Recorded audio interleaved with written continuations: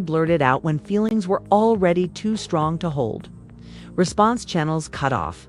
The comment sections are full. People are unaware of what they have just heard. They are only aware of that something has altered. And another wave comes almost immediately, so it appears to be irreversible.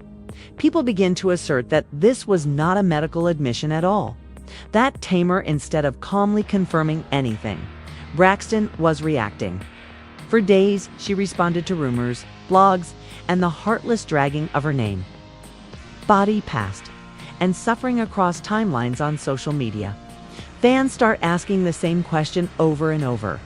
Did she merely lose her temper, or did she really mean it? Tamar was pushed into a corner according to internet reports. Everywhere you looked, people were already talking. She looked already deciding, I'm already labeling her. Since he was the one who first brought up the alleged relationship between Tamar and Mendeecees. Funky Denva was at the heart of those conversations. The narrative then takes a darker turn. The emotional reaction suddenly becomes more intense. Tamar is reportedly so overwhelmed and furious that instead of just reacting to the accusations, she leans into them. Not because it is true, but because she is tired of defending herself. She states what everyone is already accusing her of. Then there is the accusation that stuns everyone on the internet. She asserts that Mendeecees destroyed her life, that their contacts weren't reciprocal, that boundaries were crossed, that force was used, and that she believes he deserves everything of the consequences he is presently dealing with, such as silence, legal troubles, and talk of an arrest. Fans don't know what to consider first. The HIV claim, the rage behind it, or how the blame shifts so fast it's like watching a fucking collapse. It's called a breakdown in blogs. It's what supporters call pain spilling over. Critics believe it to be dangerous. One thing, nevertheless, is agreed upon by all. This isn't just gossip anymore. At this point, caution seems to be being overtaken by emotions, and the consequences haven't even begun. The reaction takes time to manifest. Layers of it spread. The way shock spreads from one sentence that was never meant to be lasting. Instead of a confession, what fans begin to piece together is a moment. Reports circulating suggested that the days leading up to that event were already stressful, and it was an example of public pressure. Anger, shame, and exhaustion coming together. Tamar has been at the center of conversations that she did not start. Rumors about her health, speculation about her private life, assumptions that were made as fact, and the noise persisted no matter how many times she kept mute. It grew in quantity. The first people to notice the shift were friends. The texts went unanswered. Phone talks decreased. In contrast to the comedy people were used to hearing, her voice sounded strained, thinner, and almost brittle.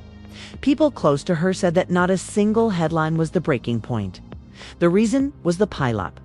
Blog posts that frequently employ the same terms. Comments that diagnose her by using her name. Strangers were debating her body as though it were public property. And the notion that there was a source for this tale hung over everything. That a door had been opened that could no longer be closed. Many people make references to Funky online.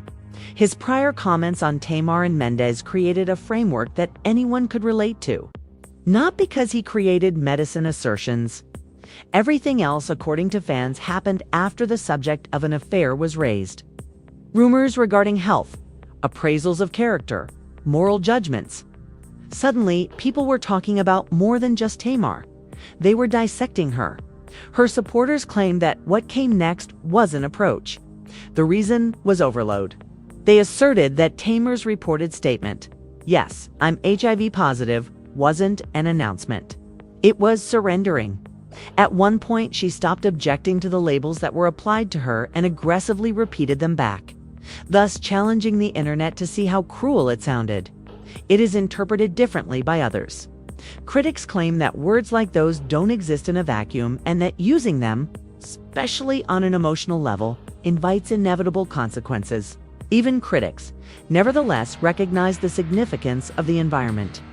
The pressure was crucial. The unfettered propagation of misinformation was important. One more as the story developed in reporting, far more explosive claims emerged. During the same emotional storm, Tamar appears to shift her focus from protecting herself to fighting Mendeecees. Reports state that he ruined her life, she says. That what happened between them was more ominous than a bad decision or a messy situation. Something that she says she didn't choose. Anything that left her feeling violated, angry, and powerless.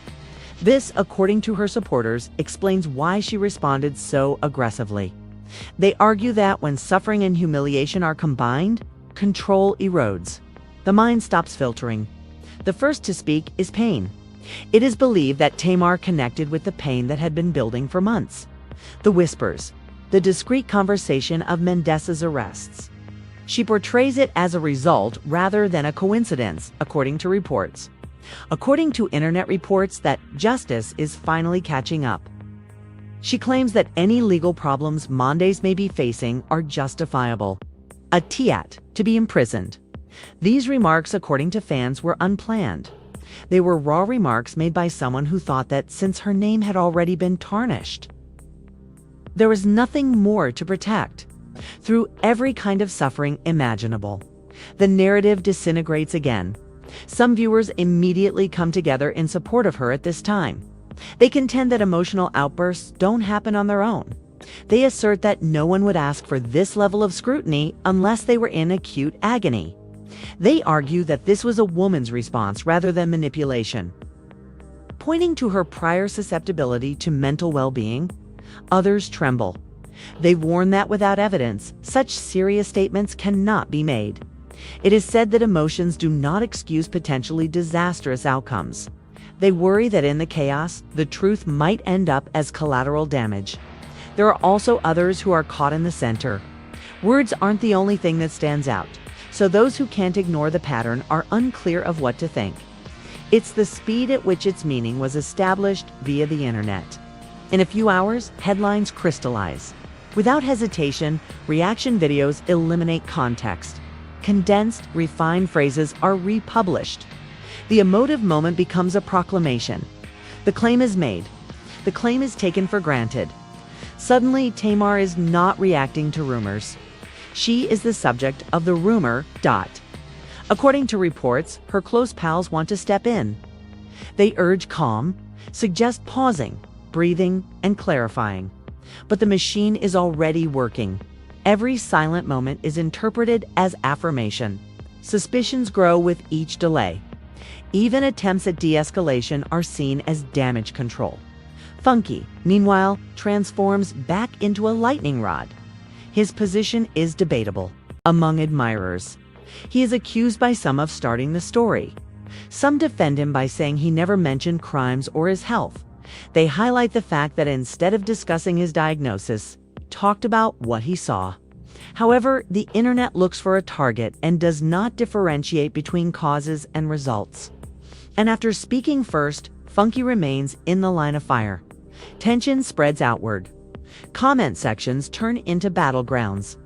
People argue over permission, accountability, and whether it would have been better to keep quiet, wondering if it's ever safe to show feelings in a culture that rewards outrage. What makes things more challenging is the absence of clarity. No official statements or affirmations. Avoid using affirmations. No walkback or reinforcement. Only fragments, only emotion. Just individuals using their own concerns and assumptions to fill in the blanks. This, according to supporters, is the exact reason Tamar lost it. Since the narrative would go on without her no matter what she did. Critics claim that once words leave your mouth, you have little control over how they are used, which is why temperance is crucial. One thing becomes clear to all onlookers as the din continues. In this case, the veracity of reports is irrelevant. It concerns what happens when someone replies without protective gear. Do they believe that rumors are chasing them? It's about how an individual's pain may be turned into a narrative, and how easily that narrative may elude the person at its center. By the end of this period, nothing appears to have been settled. There are only opinions, no solutions, only responses, and no facts. But nobody seems to be able to escape the eerie, quiet question that looms over everything. What happens if emotions are made public? There are still accusations, Additionally, the focus becomes sharper after the initial wave rather than diminishing. The next step is amplification instead of resolution. The video has been slowed down. Every syllable is said again. Fans start to intent. As the dispute intensifies, the participants get quieter. Tamar did not immediately make her point clear. Claims circulating on social media and debate platforms state that the story is not updated in a video follow-up. There isn't a well-written statement that separates emotion from fact. And that absence is the loudest part of the story. It is perceived by supporters as fatigue. It is perceived by critics as evasion. Either way, quiet begins to function on its own. Online sources claim that she was taken aback by how rapidly the situation escaped her control. People close to her claimed that all of a sudden, angry remarks were frozen, quoted, and turned into something enduring. They claimed that she had no desire to verify a diagnosis. However, by the time that distinction mattered, the internet had already decided. The context was eliminated and the statement was condensed. The emotion was condensed into a headline. At this point, the conversation shifts from what was said to why. Commentators begin to describe the event as an emotional breakdown caused by ongoing targeting. They observe that for days, Tamar's name and phrases that she never used to describe herself in public have been trending. Health-related rumors, moral judgments, and implied concerns. Proponents claim that when someone is repeatedly provided their identification, they eventually give in and repeat it back in an effort to stop the disturbance. That interpretation is strongly disagreed upon by others. They argue that a rumor gains more traction when it is propagated, that public figures understand the repercussions of their remarks, that emotional reactions are also responsible. These conversations don't stay theoretical. They become intimate. Individuals accuse each other of exaggerating harm or minimizing trauma. The tone changes from one of comprehension to one of picking sides. Mendeecees' charges take on a life of their own in the midst of everything. Sources claim that Tamar's anger was so intense that it went beyond self-defense. She apparently accused him of being the reason behind her pain, in addition to participating in a state of chaos. Words like "destroyed my life" begin to proliferate. The most serious claim of all then appears in the conversation as an angry comment rather than a formal allegation, something that is inferred by emotion rather than explicitly acknowledged as actuality. Fear enters the debate at this point. Fans begin to question whether emotional outbursts still have legal significance, whether or not furious comments can still destroy people's reputations. The implication alone is enough to impact versus intent is a contentious issue. Pain doesn't when it comes to the divide between making charges and discussing trauma. Supporters of Tamar say that there was a significant problem if she responded in the manner that she did. They argue that survivors don't always speak intelligibly, coherently, or intelligently, because it is unreasonable and unrealistic to expect someone who is being harmed to maintain composure. Others assert the reverse. They warn that assertions of force should be made explicit, even if they are assumed.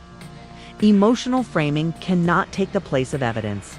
They contend that once such statements are made public, they cannot be undone by later arguments out of concern that someone else's life would be wrecked if they're right. Legal steps aren't taken to protect someone else's suffering. Of course, the internet doesn't wait for answers. As these interpretations acquire hold, the conversation over arrests of Mendeecees is reviving with renewed intensity.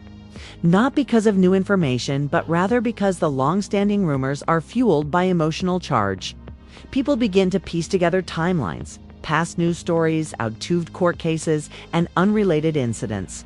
Everything becomes an element of a growing concept that appears coherent even in the absence of confirmation. This is how the arrest is confirmed by speculation.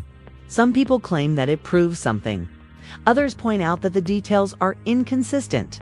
The stated assertions are not associated with any charges. The points that the internet is making are not linked by any reliable sources. But storytelling has greater influence than logic.